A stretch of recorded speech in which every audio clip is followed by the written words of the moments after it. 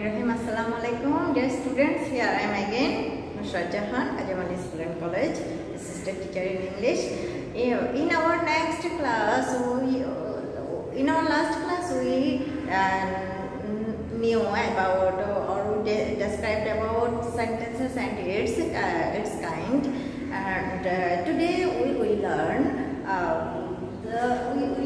changing sentences and assertive to interrogative. Okay, and vice versa. আমরা আজকে গত ক্লাসে আমরা সেন্টেন্স পড়েছিলাম, সেন্টেন্স কয় প্রকার সেটাও পড়েছিলাম। আজকে আমরা চেঞ্জিং সেন্টেন্সেস পড়ব, যেটা বলতে অ্যাসার্টিভ টু ইন্টারোগেটিভ। অ্যাসার্টিভ দুই প্রকার, সেটা আমরা পড়েছি। একটা হচ্ছে অ্যাফার্মেটিভ এন্ড আরেকটা হচ্ছে কি নেগেটিভ। এখন অ্যাফার্মেটিভ বা নেগেটিভ সেন্টেন্সকে আমাদেরকে কি করতে হবে? ইন্টারোগেটিভে রূপান্তর করতে হবে, বা আমরা ইন্টারোগেটিভ থেকে অ্যাসার্টিভ অ্যাফার্মেটিভ বা নেগেটিভ রূপান্তর করব। দয়া করে তোমরা ক্লাসটা ভালো করে দেখবে এবং রুলসগুলো মনে রাখার চেষ্টা করবে এবং অবশ্যই বাসায় খাতায় তুলে ফেলবে, যেন পরবর্তীতে তোমাদের বারবার ভিডিওটা দেখতে না হয় এবং পরবর্তীতে যেন তুমি চাইলে এটার হেল্প পেতে পারো। অবশ্যই সবসময় সবকিছু খাতায় লিখে রাখবে ক্লাস দেখার সাথে সাথে। ওকে ফাইন, এখন আমি আর ডিটেলসে যাচ্ছি না, আমরা সরাসরি রুলসে চলে যাচ্ছি কিভাবে আমরা অ্যাসার্টিভ থেকে ইন্টারোগেটিভ করব। দেখো, আমি লিখে রেখেছি কিছু রুলস। অর্থের পরিবর্তন না করে সাহায্যকারী ভার্ব যুক্ত অ্যাসার্টিভকে ইন্টারোগেটিভ সেন্টেন্সে রূপান্তর করার সময় সেন্টেন্সটি যদি অ্যাফার্মেটিভ হয় তাহলে স্ট্রাকচার হবে auxiliary verb plus not plus subject plus বাকি অংশ। এখানে আমাদের ইন্টারোগেটিভ করার দুইটা বিষয়, সেটা হচ্ছে কি আমাদেরকে সব সময় ইন্টারোগেটিভে আমাদের সব সময় অক্সিলারি ভার্বটা কি করতে হবে? সবসময় কি করতে হবে? প্রথমে নিয়ে আসতে হবে এবং শেষে আমাদেরকে সবসময় কি করতে হবে? সবসময় আমাদেরকে প্রশ্নবোধক চিহ্ন দিতে হবে। কিসে? ইন্টারোগেটিভ সেন্টেন্সে সবসময় আমাদেরকে প্রশ্ন অক্সিলারি ভার্বটা প্রথমে বসাতে হবে। আর যদি অক্সিলারি ভার্ব না থাকে তারপর সেন্টেন্স বা পারসন অনুযায়ী আমাদেরকে সেটা অক্সিলারি ভার্ব নিয়ে আসতে হবে। এবং অবশ্যই আমাদেরকে যেহেতু ইন্টারোগেটিভ প্রশ্নবোধক বলছে, তাই আমাদেরকে অবশ্যই প্রশ্নবোধক চিহ্ন বসাতে হবে। ওকে, এটা হচ্ছে বেসিক রুলসের মধ্যে প্রথমে যেটা পড়ে সেটা হচ্ছে কি আমাদেরকে অক্সিলারিটা প্রথমে আনতে হবে এবং শেষে কি করতে হবে? কোয়েশ্চেন এই যে ইন্টারোগেটিভ চিহ্ন বসাতে হবে, that means question mark. Okay fine, এটা হচ্ছে আমাদের বেসিক রুলস। এখন অন্যান্য রুলস দেখো, আমি এটা অর্থের পরিবর্তন আমরা যখন চেঞ্জিং সেন্টেন্স করি তখন আমাদের কি করতে হয়? আমরা এখন যথেষ্ট বড় হয়েছি, আমরা অর্থের পরিবর্তন করে আমরা নেগেটিভ বা অন্যান্য সেন্টেন্স পরিবর্তন করবো না। তবে আমাদেরকে কি করতে হবে? সবসময় অর্থের পরিবর্তন না করে সেটাকে চেঞ্জ করতে হবে। এখানে অ্যাসার্টিভ টু ইন্টারোগেটিভে চেঞ্জ করতে হবে। তাহলে দেখো, অর্থের পরিবর্তন না করে সাহায্যকারী ভার্ব যুক্ত। সাহায্যকারী ভার্ব মানে হচ্ছে কি অক্সিলারি ভার্ব। অক্সিলারি ভার্ব কি আমরা সেটা জানি, and, is, are, was, were, এগুলো হচ্ছে কি অক্সিলারি ভার্ব যুক্ত অ্যাসার্টিভকে ইন্টারোগেটিভে রূপান্তর করার সময় সেন্টেন্সটি যদি কিসে হয়? অ্যাফার্মেটিভ হয়। আমরা যেহেতু অ্যাসার্টিভে রূপান্তর করছি, অ্যাসার্টিভটা অ্যাফার্মেটিভ হতে পারে আবার নেগেটিভ সেন্টেন্সও হতে পারে। তাহলে সেক্ষেত্রে কি হবে? স্ট্রাকচারটা হবে অক্সিলারি ভার্ব যেটা দেয়া থাকবে সেন্টেন্সে, তারপরে নট বসাতে হবে, তারপর সাবজেক্ট বসাবো, তারপর বাকি অংশ, তারপর হচ্ছে কি প্রশ্নবোধক চিহ্ন। এখন দেখো অক্সিলারি ভার্বের পরে কি বসবে?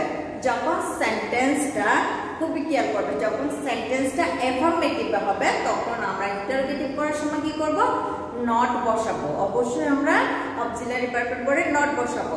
আর যখন সেন্টেন্সটা নেগেটিভে থাকবে, সেটাকে যখন আমরা ইন্টারোগেটিভ করতে যাব তখন সেটা ইন্টারোগেটিভে কি হবে? নট বা নেগেটিভ থাকলে সেটা উঠে যাবে। আমরা পরে সেটা আলোচনা করব। দেখো এখানে এক্সাম্পলটা, he is in the school, সে স্কুলে আছে। ওকে, তাহলে সেটা যখন ইন্টারোগেটিভ করতে গেলাম তখন দেখো isn't he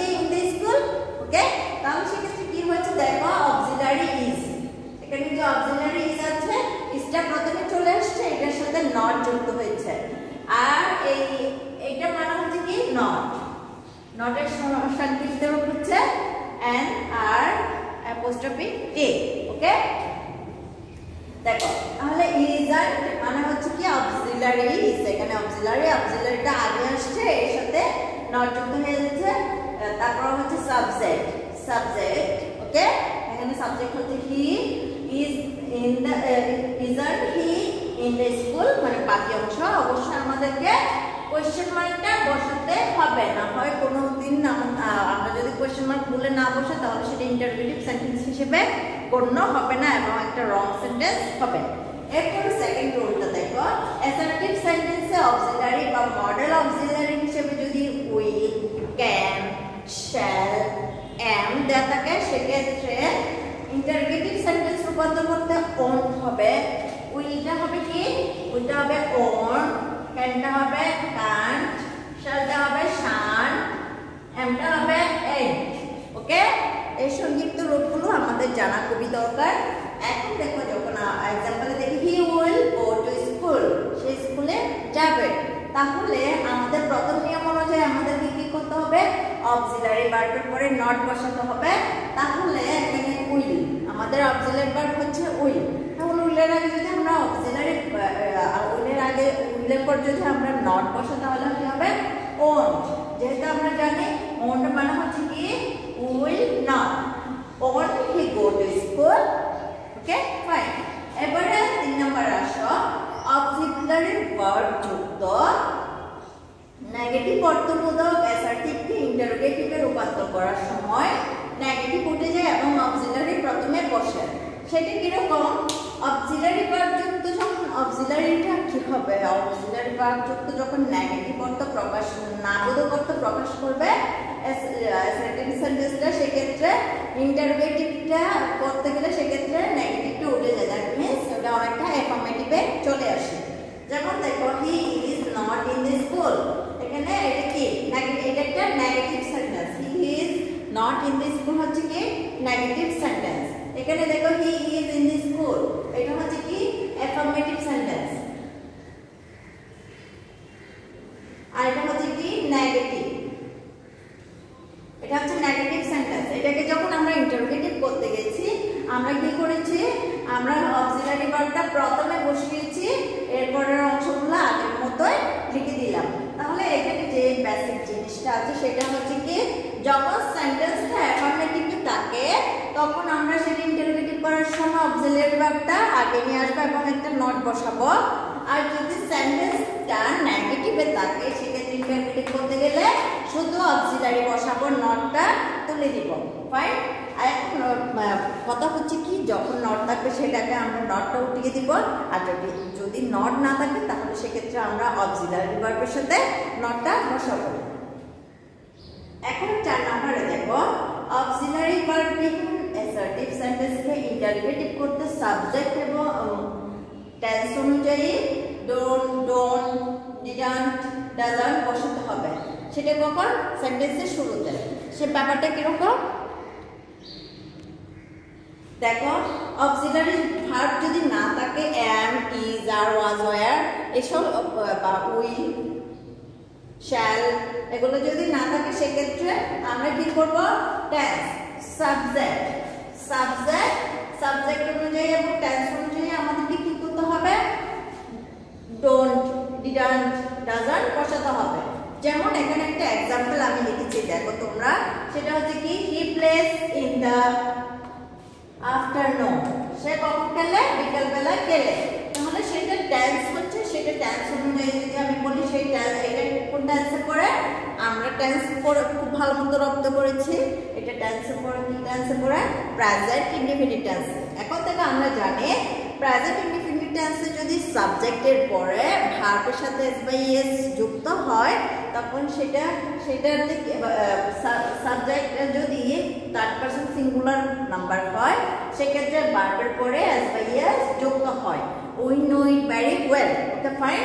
এখন দেখো, যখন আমরা প্রশ্নবোধক করতে যাব তখন এস, এরকম যদি আমরা ভার্বের পরে এস দেখে সেক্ষেত্রে আমরা কি করবো? এটাকে ডাজন্ট করবো। নট কেন করলাম? কারণ এর আগের রুলস আমরা বলে আসছি, যখন লাইনটা যদি অ্যাফার্মেটিভে থাকে তাহলে ইন্টারোগেটিভ করতে আমরা নট বসাবো। তাহলে দেখো প্লেস, হির সাথে কে যায়? ডাস যায়। যেহেতু he third person singular number, he এর সাথে ডাস হবে, ডু হবে না।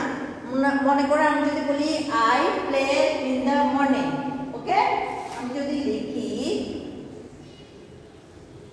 I play in the afternoon, সেই ক্ষেত্রে কি হয় দেখো, আমি যদি সেটাকে ইন্টারোগেটিভ করতে যাই সেটা হবে কি do, don't I play, don't I play. তখন সেই ক্ষেত্রে কি হবে, যেহেতু আমাকে বলেছে কি সাবজেক্ট অনুযায়ী বা পার্সন অনুযায়ী সেটার পরিবর্তন হবে। ডু আই এর সাথে কে যাবে? ডো, তাহলে ডোন্ট এর সাথে ডু এর সাথে নট যুক্ত হয়ে don't I play in the morning, in the afternoon সেরকম হবে। এখন সেম হিয়ার ডাজন্ট, হির জন্য এখানে কি হয়েছে? ডাজ হয়েছে। এখন যদি ইউ প্লে দিতাম সেম ক্ষেত্রে ডোন্ট ইউ প্লে হতো। Okay fine. এখন he plays in the afternoon, এটা কি লিখেছি doesn't he play in the afternoon. এখন যদি আমি সেন্টেন্সটাকে, এটা আমরা পেয়েছি কি সেন্টেন্স হিসেবে? প্রেজেন্ট ইনডিফিনিট টেন্স হিসেবে। আর আমি যদি এখানে লিখি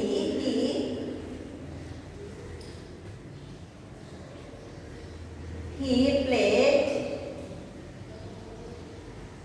in the afternoon, তাহলে সেক্ষেত্রে আমি যখন এটাকে প্রশ্নবোধক করতে যাবে তাহলে কি হবে একটু বলো তো ভেবে, একটু ভাবো। হ্যাঁ আমি বলছি he played in the afternoon, এটা কিসে আছে?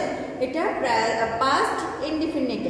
past indefinite কেন বললাম? প্লে পাস্ট ফর্ম হচ্ছে প্লেড, তাহলে প্লেডের পরে ইডি, প্লেড সাথে ইডি যোগ হওয়ার ক্ষেত্রে এটা আমরা বলতে পারি পাস্ট ইনডিফিনিট টেন্স। তাহলে পাস্ট ইনডিফিনিট টেন্স হলে আমরা সব সময় কি ব্যবহার করি? ডিড। আমরা কি ব্যবহার করি? ডিড। তাহলে আমাদের রুলসই আছে যে ডিড বসাবো এবং ডিডের সাথে কি হবে, যেহেতু এটা কি ছিল, এটা একটা অ্যাফার্মেটিভ বাক্য ছিল, ডিডের সাথে নট বসাতে হবে।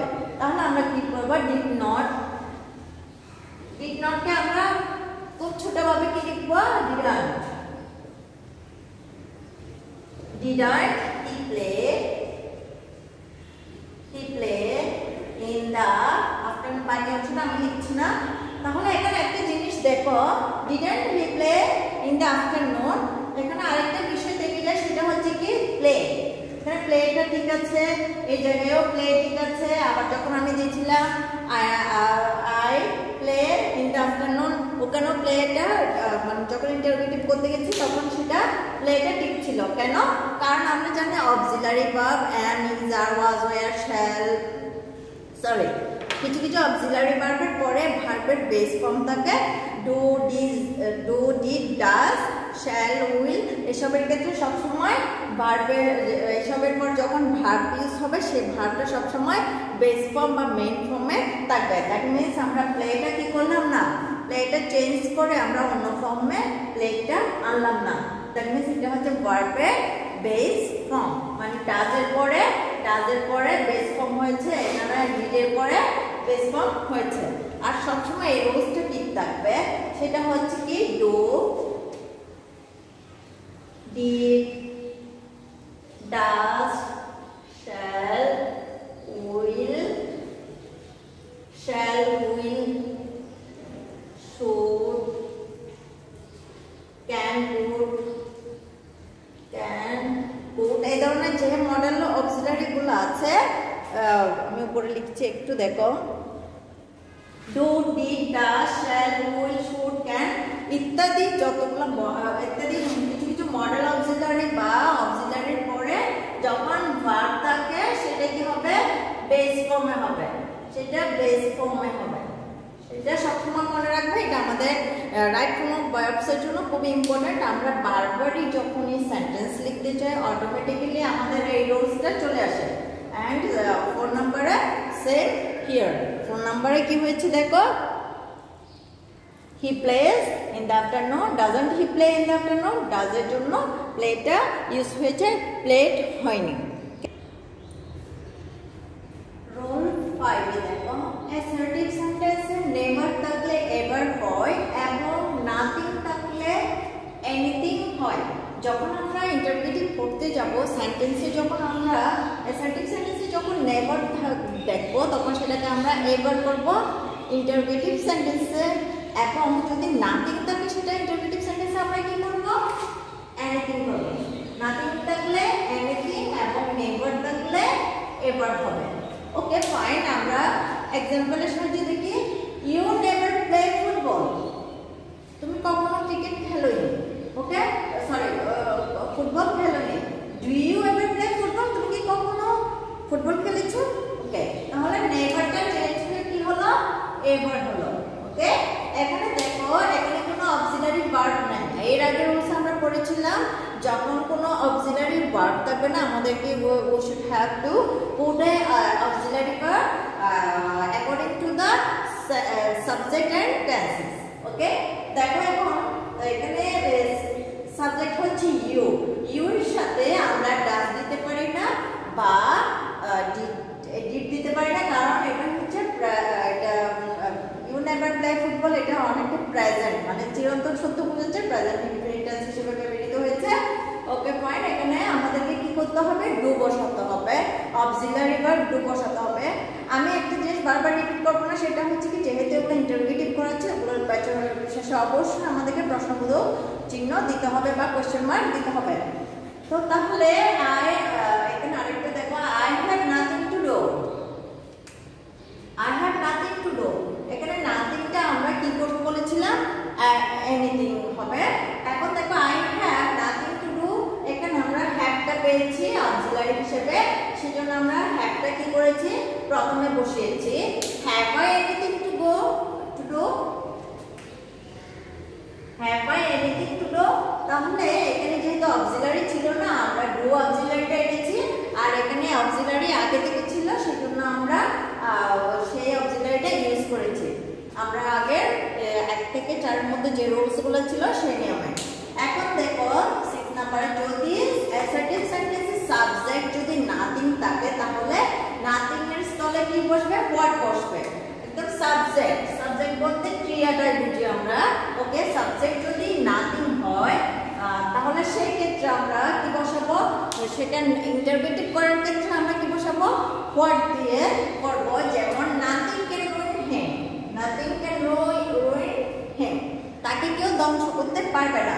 হোয়াট ক্যান রুইন হিম, তাকে কি ধ্বংস করতে পারবে, মানে কে বা কি ধ্বংস করতে পারবে, দ্যাট মিন্স তাকে কেউ ধ্বংস করতে পারবে না। তাই এখানে নাথিংটা আছে কি সাবজেক্ট হিসেবে। এরপর আসছে 7 নাম্বার, দেখো এভরিবডি, এভরিওয়ান, অল যুক্ত অ্যাসার্টিভকে ইন্টারোগেটিভে রূপান্তর করার সময় এভরিবডি, এভরিওয়ান, অল এর পরিবর্তে হু বসবে। ওকে, আর সেন্টেন্স বা সাবজেক্ট অনুযায়ী সেটা কি হবে, do not, did not, doesn't বসবে, সেটা আমরা আগেই পড়েছি। তাহলে এভরিবডি, এভরিওয়ান, অল থাকলে সেটার পরিবর্তে কি হবে, হু। ওকে, আমরা একটা एग्जांपल দেখে নিই। এভরিবডি ওয়ান্টস টু উইন, সবাই জিততে চায়। তাহলে এখানে দেখো আমরা যখন এটাকে ইন্টারোগেটিভ করেছি, who doesn't want to be win, তাহলে এখানে এই এভরিবডি ওয়ান্টস টু উইন এর ক্ষেত্রে এখানে কি নাই, এখানে অক্সিলারি ভার্ব নাই, কিন্তু আমরা অক্সিলারি ভার্বটা দিয়েছি সেটা হচ্ছে কি ডাজ। তাহলে who doesn't want to be win, তাহলে আমাদের স্ট্রাকচারটা হচ্ছে who plus auxiliary plus not plus পরের অংশ প্লাস প্রশ্নবোধক চিহ্ন। এরপরে আমি অন্য একটা एग्जांपल দিচ্ছি, দেখো অল বা everybody loves flower, who doesn't love flower. Okay, এখন দেখো আমরা এর আগে রুলসে পড়েছি ডু, ডিড, ডাজ এই ধরনের অক্সিলারি ভার্বগুলো থাকলে সব সময় ভার্বের পরের ভার্বটা, এই অক্সিলারি ভার্বের পরের ভার্বটা কি হবে, বেস ফর্মে হবে। সেম হিয়ার, এখানে ডাজ থাকার কারণে ওয়ান ঠিক আছে, আর এখানে ডাজ থাকার কারণে লভসটা লভ হয়েছে। ওকে, এখন দেখো 8 নম্বরে, নোবডি, না, নো ওয়ান থাকলে তবে ইন্টারোগেটিভ সেন্টেন্স করার সময় এসবের পরিবর্তে হু বসে। যখন আমরা নোবডি, নান বা নো ওয়ান বসাবো সেক্ষেত্রে আমরা কি করতে পারবো, এটার পরিবর্তে ইন্টারগেটিভে হু বসাবো। এটার মতো সেম রুলস হচ্ছে এটার মতো, এভরিবডি, এভরিওয়ান, অল থাকলে আমরা কি বসাবো, হু বসাবো। আবার নোবডি, নান বা নো ওয়ান থাকলে ইন্টারগেটিভে আমরা কি বসাবো, হু বসাবো। তাহলে আমরা দেখবো এখানে যে নো ওয়ান ক্যান বিট হিম, ওকে। তাহলে কেউ তাকে কি করতে পারবে, মারতে পারবে না। তাহলে সেক্ষেত্রে কি হবে, হু ক্যান বিট হিম। এখানে দেখো নো ওয়ান, এখানে দুইটা পার্থক্য একটা আছে এই সেন্টেন্স আর এই সেন্টেন্সের মধ্যে। সেটা হচ্ছে কি, এইটা হচ্ছে নেগেটিভ, নো ওয়ান হচ্ছে কি নেগেটিভ, দ্যাট মিন্স এটা পুরোটা হচ্ছে কি নেগেটিভ সেন্টেন্স। নেগেটিভ সেন্টেন্সকে যখন তুমি প্রশ্নবোধক বাক্য করতে গেলে তখন সেক্ষেত্রে ক্যানের পাশে বা অক্সিলারি ভার্বের পাশে কোনো নট দিলে না। এটা একটা বেসিক রুল, এটা জেনে রাখবে। তার মানে এখানে কান হবে না, কারণ এটা অলরেডি কোন সেন্টেন্সে আছে, নেগেটিভে আছে। আমাদেরকে ওইটা যখন আমরা ইন্টারগেটিভ করতে যাব অ্যাফার্মেটিভে আমাদেরকে সেটা করতে হবে। আর এখানে 7 নম্বরে দেখো এভরিবডি ওয়ান্টস টু উইন, তাহলে এটা হচ্ছে কি একটা অ্যাফার্মেটিভ বাক্য। এটা হচ্ছে নেগেটিভ আর এটা হচ্ছে কি অ্যাফার্মেটিভ। তাহলে অ্যাফার্মেটিভ বাক্য যখন আমরা ইন্টারগেটিভ করতে যাব সেক্ষেত্রে আমাদেরকে নট বসাতে হবে। তার মানে দেখো আমরা এখানে নট বসাইনি, কিন্তু এখানে নট বসিয়েছি, এখানে নট বসিয়েছি। কারণ যখন আমরা জানি কি অ্যাফার্মেটিভ বাক্য যখন আমরা ইন্টারগেটিভ করতে যাব সেক্ষেত্রে আমাদেরকে নেগেটিভ ওয়ার্ড বসাতে হবে। আর যখন নেগেটিভ বাক্যকে আমরা ইন্টারগেটিভ করতে যাব সেক্ষেত্রে আমাদেরকে কি বসাতে হবে, নেগেটিভটা বসে উঠিয়ে আমাদেরকে অ্যাফার্মেটিভ বাক্যে ইন্টারগেটিভ করতে হবে। So this is enough for today. Assertive two interrogative আমরা মোটামুটি রুলসগুলো শিখে ফেলেছি কিভাবে অ্যাসার্টিভ থেকে ইন্টারগেটিভ করতে হয়। আর ভাইস ভার্সা মানে হচ্ছে কি উল্টোটা।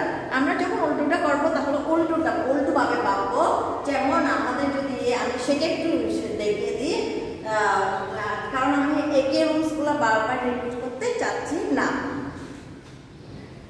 ইউ নেভার প্লে ফুটবল, সেক্ষেত্রে আমি যদি বলতে পারি কোনো সেন্টেন্সে যদি do you ever play football, কোনো ইন্টারগেটিভ সেন্টেন্সে যদি এভার বা এভার থাকে তাহলে এভারটা হবে নেভার। কিসের ক্ষেত্রে, ইন্টারগেটিভ টু অ্যাসার্টিভের ক্ষেত্রে এভারটা নেভার হবে আর এনিথিংটা নাথিং হবে। তার মানে আমরা সবসময় উল্টাটা বলবো বা উল্টাটা করবো। আমাদের কোয়েশ্চেনে যদি আসে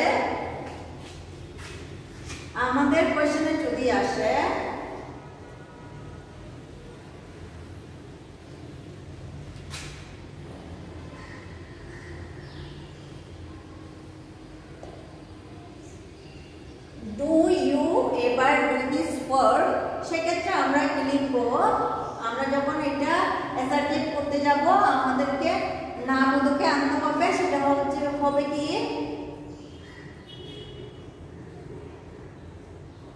you never do this work, okay. That means আমরা এটা ইন্টারগেটিভ থেকে অ্যাসার্টিভে রূপান্তর করলাম। সেম ভাবে প্রত্যেকটা জিনিস আমাদেরকে যদি বলা হয় হু ডাজন্ট লাভ ফ্লাওয়ার, এটাকে যদি আমাদেরকে অ্যাসার্টিভে পরিবর্তন করতে হয় তাহলে নটটা উঠিয়ে আমাদেরকে কি করতে হবে, অল দিব। না হয় হু এর জায়গায় অল হবে, না হয় এভরিবডি হবে, এভরিবডি লাভস ফ্লাওয়ার। সেক্ষেত্রে আমাদেরকে টেন্স এবং সাবজেক্টের প্রতি অবশ্যই খেয়াল রাখতে হবে, কোন টেন্সে কোনটা হবে, কোন সাবজেক্টে কোনটা হবে, ওকে ফাইন। মোটামুটি আমরা আমাদের রুলসগুলো জেনে নিয়েছি, কিভাবে অ্যাসার্টিভ থেকে ইন্টারগেটিভ করব, আবার কিভাবে ইন্টারগেটিভ থেকে অ্যাসার্টিভ করব।